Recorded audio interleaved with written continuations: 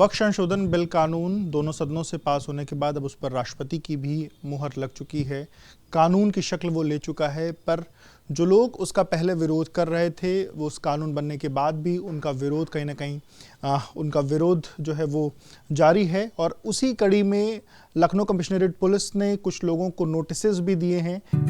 48 वर्षों की शैक्षणिक उत्कृष्टता के साथ 23 से भी ज्यादा प्रमुख बीटेक प्रोग्राम्स और 600 से अधिक अंतर्राष्ट्रीय छात्रों के साथ विज्ञान डीम्ड टू बी यूनिवर्सिटी देश की बेहतरीन यूनिवर्सिटी में से एक है, जिसमें समाजवादी पार्टी के नेता सुमैया राणा को भी नोटिस दिया गया है। सुमैया जी हमारे साथ हैं। सुमैया जी, जब से इस वक्फ संशोधन बिल की बात शुरू हुई थी तब से आप लोगों ने इसकी मुखालफत की थी। अब ये कानून की शक्ल ले चुका है, उसके बाद भी कहीं ना कहीं विरोध के स्वर उठ रहे थे, पर उस विरोध के स्वर के बीच आप लोग को एक नोटिस सर्व किया गया। क्या है वो नोटिस? उस नोटिस में यह है कि 10 लाख का आपको मुचलका भरना है और 10-10 लाख की 2 श्योरिटीज़ जमा करनी है, जिसको हम लोग कोर्ट में चैलेंज करेंगे। हम ये क्या कहते हुए ये चीज़ें कही गई हैं आपको? क्या चीज़ कही गई? वो शांति भंग टाइप कुछ है कि उसमें ये है मेन इनको कि ये एहतिजाज करने ना पाएँ और ये किसी भी वक्त किसी बड़े एहतिजाज की शक्ल दे सकती हैं, बड़ी एहतिजाज को खड़ा कर सकती हैं। इसके लिए उन्होंने जो है वो हम लोगों को एक तरीके से एक दायरे में बांधने की कोशिश की है। क्या ऐसी कोई तैयारी आपकी थी? आप लोग कहीं सड़कों पर उतरने वाली थी इसको लेकर के? क्या आपकी तैयारी थी? देखिए, जो लोग भी इस वक्फ अमेंडमेंट बिल का विरोध कर रहे थे वो सारे लोग, जाहिर सी बात है, अगर वो हमारी इस तरह से बात नहीं मान रहे हैं तो हमको सड़कों पे उतर करके इस बात का एहतिजाज करना होगा। All India Muslim personal law board ने इस बात को कहा भी है कि इंतज़ार करें और उस दिन का और उन तारीख़ों का ऐलान होगा जब इस पर बड़ा एहतिजाज किया जाएगा। लेकिन जुमे को स्पेसिफ़िक वो आके मुझे हाउस अरेस्ट करने का मतलब ये है क्योंकि इन्होंने पिछले साल भी मुझे पूरे रमज़ान में जुमे को हाउस अरेस्ट रखा था। इस बार भी आप हाउस अरेस्ट हुई थी? हाँ, इन्होंने थर्सडे नाइट से और सैटरडे तक मुझे हाउस अरेस्ट रखा। और ये नोटिस कब मिला आपको? ये नोटिस मुझे मिला है फ्राइडे की शाम को। मतलब मिला क्या, वो आए थे बट मैंने रिसीव नहीं किया, तो इन्होंने मुझे जो है देर रात उसको व्हाट्सएप के ज़रिए भेज दिया था। इसमें और भी कुछ चीज़ें हैं कि 1 साल तक का कुछ इस तरीके की कुछ चीज़ें लिखी? हाँ, वो बाउंड करने की कोशिश है कि 1 साल तक किसी भी इस तरीके के आयोजनों में हिस्सा ना लिया जाए। उसी को हम चैलेंज कर रहे हैं कोर्ट में। तो आज आप जाएंगी कोर्ट? हाँ, मेरी पेशी है, अभी मैं जाऊँगी। और उसमें और क्या तथ्य आपकी तरफ से रखे जाएंगे या आप क्या चाहती हैं? कैसे क्या होगा? समय समय पर जिस तरीके से पुलिस छोटे मोटे मामलों में भी अगर गृह मंत्री लखनऊ में आते हैं, उनका कोई कार्यक्रम होता है तो भी मुझे हाउस अरेस्ट कर दिया जाता है। मेरी तरफ से कोई ऐलान हो या ना हो। इससे पहले हाथरस में हाउस अरेस्ट किया, इससे पहले इन्होंने नूपुर शर्मा वाले में हाउस अरेस्ट किया, मेरी कोई कॉल नहीं थी। इससे पहले इन्होंने लखीमपुर में किसानों का मामला हुआ। तो ये सारी चीज़ों को समेट के हम कोर्ट इसलिए पहुंच रहे हैं कि आप एक महिला को अननेसेसरी क्यों परेशान करिए। मेरी कोई हिस्ट्री शीट नहीं है, मेरा कोई क्रिमिनल बैकग्राउंड नहीं है। आप किसी महिला को, और मैं वो फुटेजेस मैं कोर्ट में दाखिल करूंगी जिसमें टीयर गैस के साथ आपने पुलिस को भेजा था इससे पहले जब मुझे हाउस अरेस्ट किया था। तो ये सारी चीज़ें एक माहौल बनाने के लिए, किसी भी महिला के मानसिक उस पे संतुलन पे आप चोट करने की कोशिश कर रहे हैं, तो इस सब को लेकर के हम कोर्ट जाएंगे। इसमें और भी कुछ लोगों को नोटिस सर्व की गई। आपकी उन लोगों से कोई बातचीत हुई? क्या आप लोग की कोई साथ में कोई तैयारी थी? 2 और लोगों को नोटिस सर्व की गई? नहीं, उन लोगों से मेरा कोई भी टच नहीं था इस मैटर को लेकर के। एक हमारी ही पार्टी के हैं, कार्यकर्ता हैं, तो उनको भी ये नोटिस दिया गया है। बाकी और किसको दिया गया इतनी मुझे जानकारी नहीं है, लेकिन जिन लोगों को भी आप नोटिस की बात करें, हमारा इनसे किसी किस्म की कोई बातचीत नहीं हो पाई थी। अच्छा, ये कुल मिलाकर के जो चीज़ें नोटिस सर्व की गई या नोटिस दी गई, इसके पीछे की मंशा आपको, पुलिस को लेकर के कोई मंशा आपको लगती है? सरकार की मंशा, इसके पीछे क्या षड्यंत्र? देखिए, पुलिस की अपनी कोई ऐसी मंशा नहीं है। पुलिस तो सरकार के दबाव में काम कर रही है और उनको ये मालूम है कि इस तरीके के काले कानून जो इन्होंने इससे पहले नाफिज करने की कोशिश की थी, CNRC के वक्त में हमने पूरी तरीके से पुरजोर एहतिजाज किया था और आज उसका नतीजा है कि NRC लागू नहीं हो पाया जिस तरीके का चाह रहे थे ये।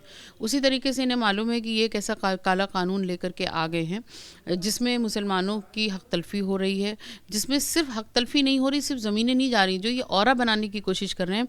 कहीं ऐसा ना हो, आने वाला वक्त ऐसा हो कि दफन होने के लिए ज़मीनें ढूंढना मुश्किल हो जाए। अभी चीज़ें आ रही हैं सामने धीरे धीरे, मैं आप क्या बोलूँ आपके चैनल पे। तो ये एक तरह से एक कम्युनिटी पे पूरी तरीके से चोट करने का काम किया गया है, इसके लिए हम खड़े हुए हैं।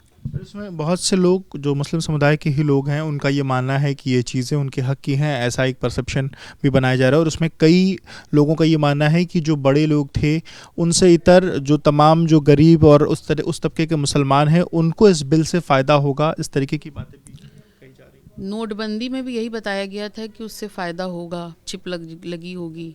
इससे पहले उन्होंने ये भी बताया था कि 15-15 लाख सबके अकाउंट में आ जाएंगे। क्या आ गए? 2 करोड़ नौकरियां निकलेंगी, हो गई। ये देखिए, ये भ्रमित करने का काम करते हैं। भारतीय जनता पार्टी के पास कुछ नहीं है जुमलेबाजी के अलावा। ये एक ऐसे तबके को इन्होंने फेवर करने की कोशिश की है। पसमानदा मुसलमानों की बात कर रहे हैं। मैं पूछना चाहती हूँ, जब इन्हीं पसमानदा मुसलमानों की मॉब लिंचिंग हो रही थी या हो रही है, उस वक्त में आपने क्या कड़े कानून बनाए और कैसे उसका इम्प्लीमेंटेशन करवाया? कौन सा बड़ा आदमी मॉब लिंचिंग में मारा गया? यही पसमानदा मारे जाते थे, लेकिन आपने उन पर ध्यान नहीं दिया। और आज आप आ गए हैं कि पसमानदा मुसलमानों की बात कर रहे हैं। तो कुल मिलाकर के ये एक भ्रमजाल है जो फैलाया जा रहा है। एक ऐसी मरीचिका है, जब जिसके पास पहुंचेंगे तो वहाँ कुछ भी नहीं होगा। ये सिर्फ मुसलमानों को टारगेट किया जा रहा है। और क्यों किया जा रहा है वो भी आप सुन लीजिए। होली पे इन्होंने एक माहौल बनाने की कोशिश की, होली पुरसुकून गुजर गई। अलविदा जुमे पे इन्होंने एक हंगामा खड़ा करने की कोशिश की, वो पुरसुकून निकल गया। और क़यामत तो हो गई ईद के दिन, जब भगवा कपड़े पहने हुए हमारे भाइयों ने तिलक लगा करके और मुसलमान जो नमाजी निकल रहे थे ईद की नमाज़ पढ़ के, उन पे फूल बरसा दिए। तो इनकी सारी चीज़ें तो जो इन्होंने पूरा जाल बिछाया हुआ था वो ख़त्म होता चला जा रहा था। तो अब इन्होंने एक हर चीज़ को स्टेप बाय स्टेप प्लान कर रखा है कि अगर हम इसमें फ़ेल हो जाएंगे तो फिर ये करेंगे, इसमें फ़ेल हो जाएंगे तो ये करेंगे। तो अब ये आ गए, इन्होंने वक्फ का एक जाल बिछाई रखी थी बिसात। अब इन्होंने सोचा ये अच्छा मौका है, इससे 2 चीज़ें दब जाएंगी। एक तो ये कि जो ये माहौल अच्छा चल रहा है, इससे एक हंगामा खड़ा करवा दें, और दूसरे अमेरिका जो इनको ऊपर टैक्सेस लगा दिया है, इसको भी तो दबाना है। तो इन्होंने एक अपना दिन तारीख तय करके और उसको लागू करवा ही दिया बल्कि। तो कुल मिलाकर के देश की जनता को भ्रमित करके कि हम एक मुस्लिम कम्युनिटी को कैसे टारगेट कर रहे हैं, ये एक कम्युनिटी को ये बताने की कोशिश करते हैं कि देखो हम उन पर नकेल कैसे कस रहे हैं, और जिन पे ये नकेल कस रहे हैं उनको ये बताने की कोशिश करते हैं कि ये सब कुछ आपके भले का है। मैं आपसे पूछना चाहती हूँ, ये जिसके भले के लिए कानून लाते हैं वो ये सड़कों पे क्यों उतर आते हैं? ये CNRC की बात कर रहे थे तो लोग सड़कों पर आ गए। फिर उसके बाद ये किसान बिल लेकर के आए तो लोग सड़कों पर आ गए। 3 तलाक के मामले में जो ये कह रहे थे 10,000 महिलाओं ने रिट दाखिल की है, 1.5 करोड़ से ज़्यादा ऊपर सिग्नेचर कैंपेन 90 में हो गए 3 तलाक बिल के ख़िलाफ़।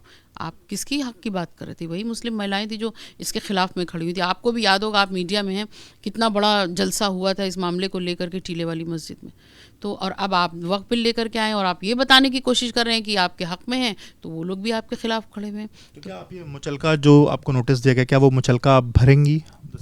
अब ये वकील से सारी मेरी बातें हो गई हैं। अब हमारे जो लॉयर हैं वो हमको जैसा सजेस्ट करेंगे, अभी हम 12 बजे तक मुझे जाना है, तो जैसा वो सजेस्ट करेंगे हम वैसे ही स्टेप लेंगे। लेकिन इसकी मुखालफत जारी रहेगी? हाँ बिल्कुल, इसकी मुखालफत जारी रहेगी। जिस हैसियत में हम रहेंगे उस हैसियत में उसकी मुखालफत करते रहेंगे, और कोर्ट से इस बात की उम्मीद है कि न्यायपालिका से न्याय मिलेगा। बहुत शुक्रिया बात करने के लिए। तो अब सुमैया राणा को सुन रहे थे, जिनका कहना है कि उनकी मुखालफत वक्फ संशोधन कानून को लेकर के जारी रहेगी। बाकी कानून के दायरे में रहकर वो अपनी जो चीज़ें वो रखेंगी, और कानून के तर्ज पर या कानून जो भी चीज़ों की उनको सहमति देगा वो तमाम चीज़ें वो करेंगी।